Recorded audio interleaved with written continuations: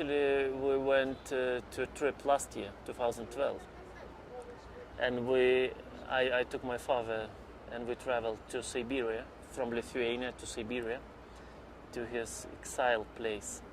We went just for 2 weeks or something, and just to make a movie, or kind of to do a bit of the research and to interview people, and out of that material I did this short movie. It's very short and pretty experimental. It was a way to bring memory, because we were looking for 3 villages where my father and his family lived, and we found just one abandoned house, because all villages were just demolished, removed from the surface because of gold mining industry in the area. But also about memories. It's also about connection between Lithuanian and Russian political positions, and how they see the same deportations in Soviet times.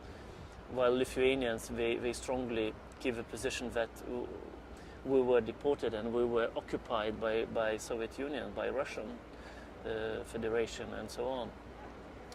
While Russians, they say no. It was okay, we didn't occupy you, and everything was, I mean, it's really confronting situation. If we can continue with the landscape, it's kind of, at some point, my experience was that it's, at some point you go by a car and you stop and you see beautiful landscape, but then you realize that it's kind of fake, because everything was built. All rivers were shaped, and new mountains were built, and when they dig the ground, they leave everything behind. Just all kind of really nice, kind of really symmetrical, really the same height mountains, like really artificial ones, and rivers are straightened, and some islands left like built new islands. I mean, it's really at some point it's really beautiful. Which is, wow, it's like you feel like on the moon. But then you realize that it's artificial, and they destroy the landscape and the nature, and they do not care about anything, just about gold going under the surface. But now they don't care about it. They remove everything. They remove houses. They destroy villages, and they do not care about anything. That's also a really strong experience from this trip.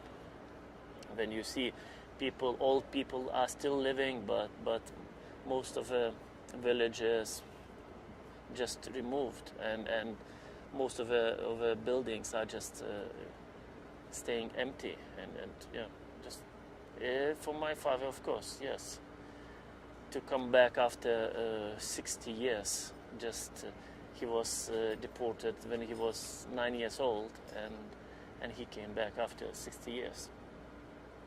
And it was I don't know, because I was trying to film him, and to catch his experience and emotions, but it was a bit impossible, because when we came to the building where they lived, and this building was really empty, just no windows, nothing. It's really, and when I was trying to film my father, his emotion, and he just didn't want to stay there. It's kind of, he wanted just to go away from that site.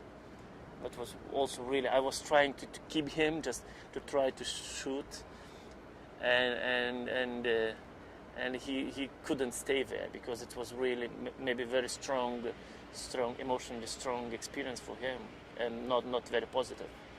Of course, there are so many things about time. It's really broad theme, and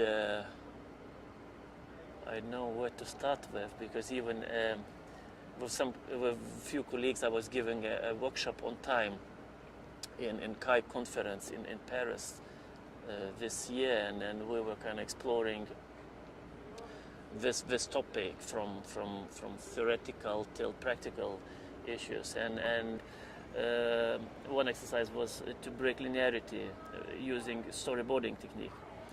And when people kind of trying to tell a story, and when you cut frames and you break linearity, and it was pretty successful and very interesting. And when you discuss with participants about what they meant by this, by that, and how time changes storytelling.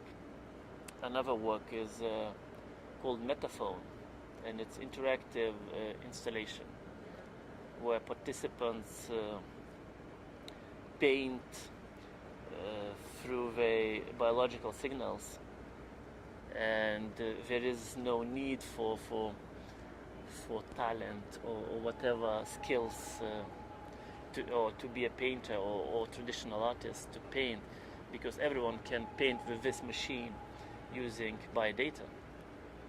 But those sensors, biosensors I'm using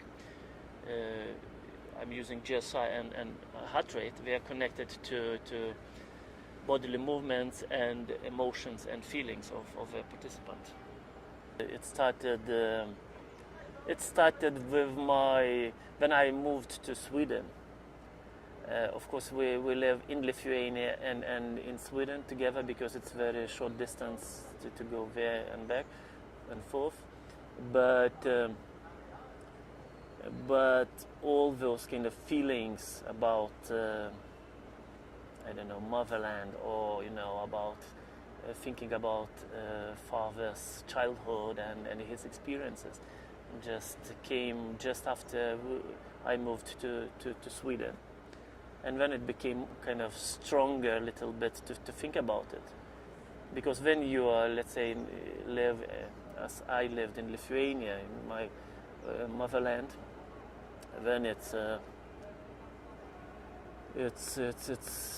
you don't care so much about such kind of but when you go away a little bit, you look in the distance and you get other ideas about it, and actually that's how the project started.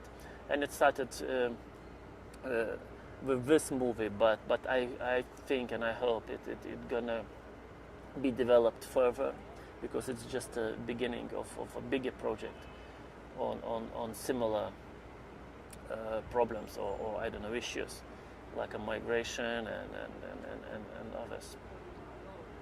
Yeah, exactly. That's what I'm working with actually.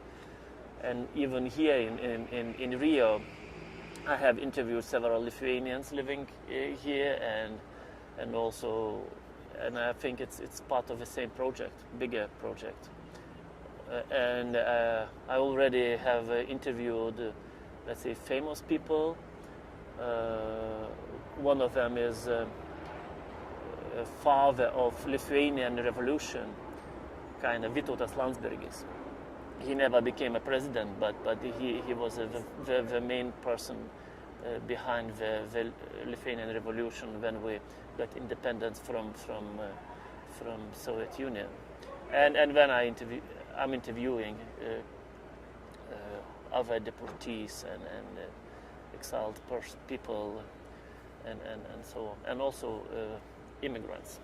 Yes, exactly. I will interview some people here in São Paulo as well, because I've got in contact with Lithuanian consulate here, and they're helping me with getting in contact with old people who moved from Lithuania to Brazil long time ago, and they still speak Lithuanian, and they can tell a lot of interesting stories.